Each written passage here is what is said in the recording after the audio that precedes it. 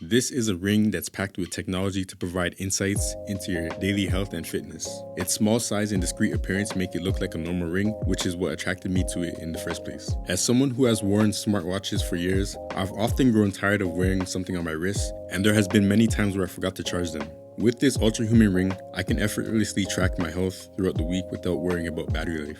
In addition to reviewing this ring, I hope to answer some key questions. Are smart rings actually beneficial or helpful? Can they replace a smartwatch? And who is this product for? Let's get into it. The Ring Ear has been very comfortable to wear. I typically forget about it when I'm not thinking about tracking my health or anything like that. In everyday life, the Ring Ear does its job without being intrusive. From sleeping, to lifting things, to running around with my daughter. I have no problems with it getting in the way or falling off my finger. The only thing to note with wearing this ring pretty often is when you're wetting your hands or showering. Ultrahuman recommends that you take off the ring and dry it after submerging your hands in water to prevent skin irritation due to prolonged moisture stuck between the ring and your finger. This kind of goes without saying, however, because of how comfortable the ring is, I often forget to take it off after I shower or after I wash my hands or wash the dishes. My skin did start to look a bit strange a couple of times, but all I had to do was stop wearing the ring for around 30 minutes and my finger went back to normal. With that being said though, a smartwatch will become more noticeably annoying after showering or washing your hands than a ring because of how much it covers your skin. I find that sleeping in a smartwatch also forces me to take off the watch and air out my skin versus sleeping with the ring and not having any moisture buildup issues. If you're talking about daily life with the smartwatch versus smart ring, the ring is going to be more discreet and seamless in your life. The main downside to using this ring every day versus smartwatch is that for every bit of information you want to see or check,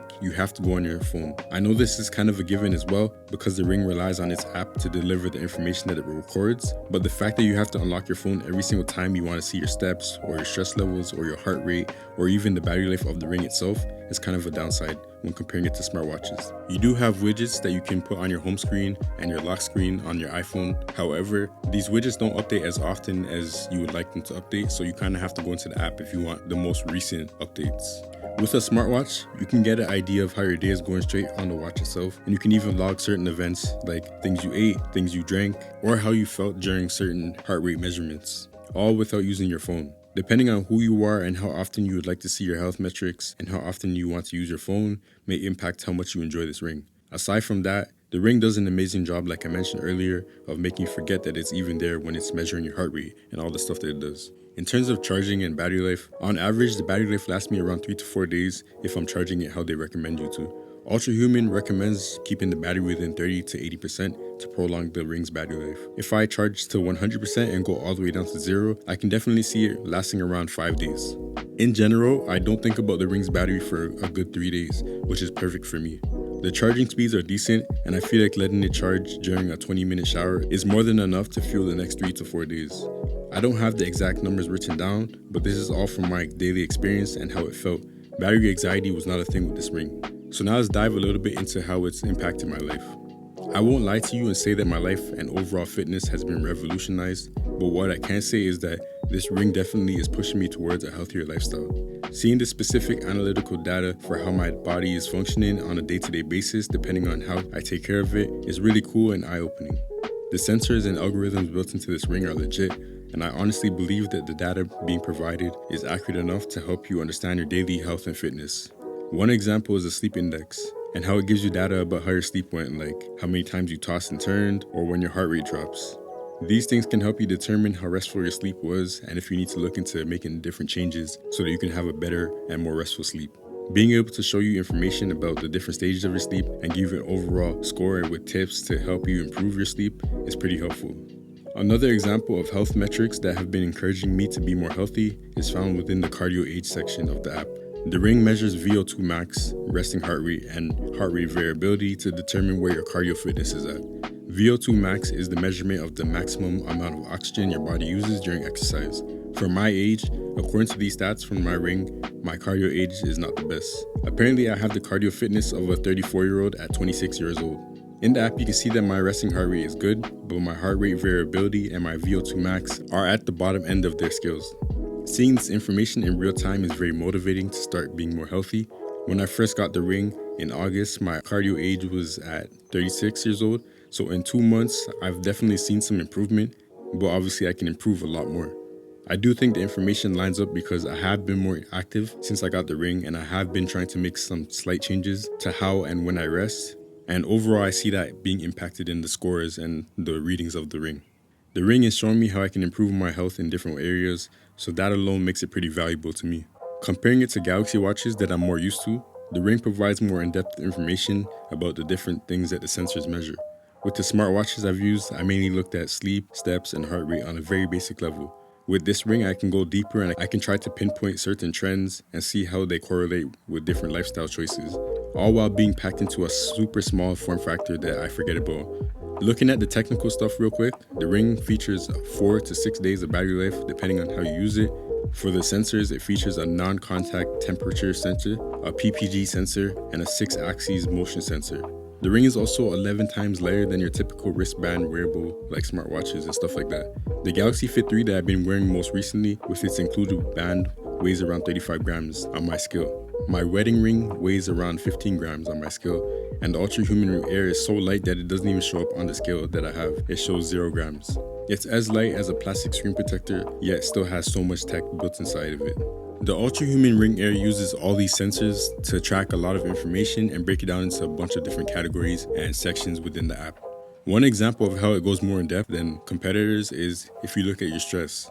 Within the Samsung Health app, the stress meter only has a low to high gauge, where it kind of shows you how your stress fluctuates throughout the day. But within the Ultrahuman app, you can see different things like how long you've been stressed for throughout the day, how long you've been stimulated, how long you've been relaxed, and your sympathetic activation, how often your nervous system was activated. It tells you the specific time throughout the day and also the percentage. So for example, it can tell you that you've been relaxed for like about 50% of the day, and then the other things broken down for the other percentages of the day. And then you have different phases that it uses. So minima, phase advance, phase dead, and phase delay. Each of those phases represent different parts of the day for your body. So phase delay is a phase where the ring and the app recommend that you stop looking at screens so that you can get the most optimal sleep. Phase dead is the phase of the day where bright lights and things like that don't really impact how good your sleep or your rest will be. So the ring uses all the information that it has and it breaks it down into a bunch of different categories that you can use to inform yourself about your lifestyle and how you can make changes accordingly. But with all that being said, there are some things that I would change and some things that I think can be improved about the ring and the app. Speaking on the app specifically, I love how much information the app shows you, but I think it can definitely be improved and more condensed. The layout also feels pretty cluttered compared to other health apps that I've used. For example, Apple Health, Samsung Health, Google Fit.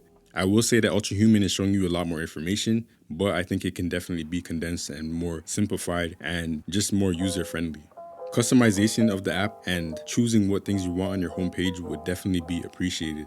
Right now, the app is laid out in a specific way and you cannot change it at all. And there could be certain metrics you don't necessarily care about as much as other ones and you might want at the top. And certain metrics you don't want on the home screen at all. So being able to customize and move things around would definitely help the experience of this app.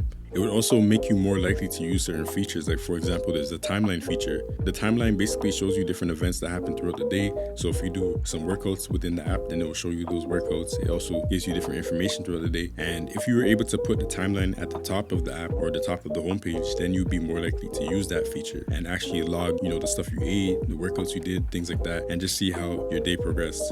But as of right now, the timeline is all the way at the bottom of the app and it's kind of like out of the way. It's smaller than other things within the homepage. So honestly, I don't find myself using it at all. I kind of forget that it's there. So being able to move it would definitely help me use that feature more often. There's also certain layouts and setups that don't really make sense to me. Like for example, the power plugs, which are add-ons that you can add to your ring or your app. The power plugs only sit at the top of the app. You can't move them. They're kind of just out of the way. The only way to actually see what they're saying and what they're doing is by tapping and then going into the specific page of the power plugs, and then also when you get notifications from them. It would be cool if I can put the power plugs within the main homepage and have a spot on the homepage so that I can see that information more easier at a glance rather than having to go all the way to the top of the app and see a little tiny icon that you can't really read as well. And then speaking on the power plugs and add-ons, some of the power plugs are actually hidden behind a monthly expense, which is kind of disappointing to me because certain things like AFib detection just doesn't make sense to charge for because most smartwatches do this for free nowadays. $4 a month doesn't seem that bad, but when you think about it, like I'm paying $4 a month on top of the $600 for the ring or however much it costs in your specific region, it doesn't really make sense, especially because the company prides itself on offering a smart ring that has no subscription attached to it. So seeing features like this locked away behind subscriptions doesn't really make sense to me. It's kind of disappointing.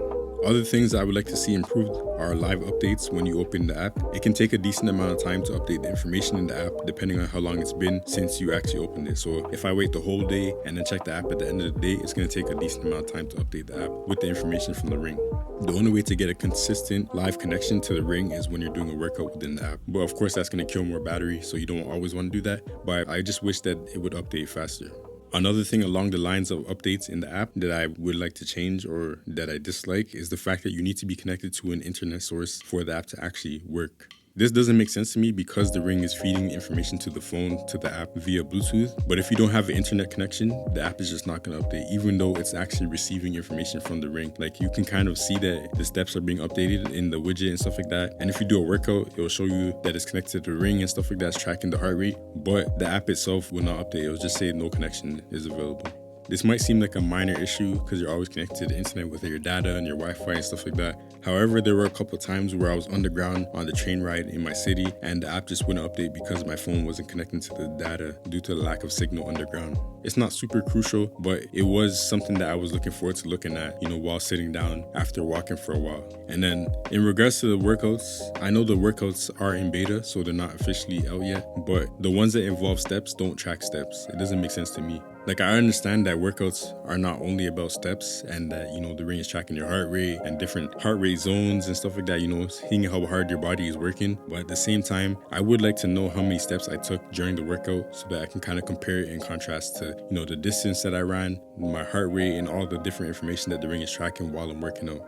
The last thing I'll mention that could be improved for sure is steps tracking in general. For the first few weeks of using my ring, it was actually tracking my steps pretty closely to my Galaxy Watch Ultra, but then it stopped tracking steps altogether for a whole week. I got that sorted out with customer support and they pushed out an update to my ring and then it started tracking steps again, so that was fine. But then I noticed that the steps were tracking like 2 times the amount of steps that, my Galaxy devices were tracking. Like on certain days, the ring was tracking like over 20,000 steps, over 30,000 steps, when those days weren't even that intensive. And the reason why I'm pretty sure the ring is off is because it's tracking like 20,000 steps on days where I know for a fact with other smartwatches and, step tracking devices, those kind of days would not be over 20,000 steps for sure. So the ring is definitely overestimating my steps a lot nowadays, so hopefully they fix that with a software update. And now with everything out of the way, I'll make my conclusion and then I'll share who this ring is for.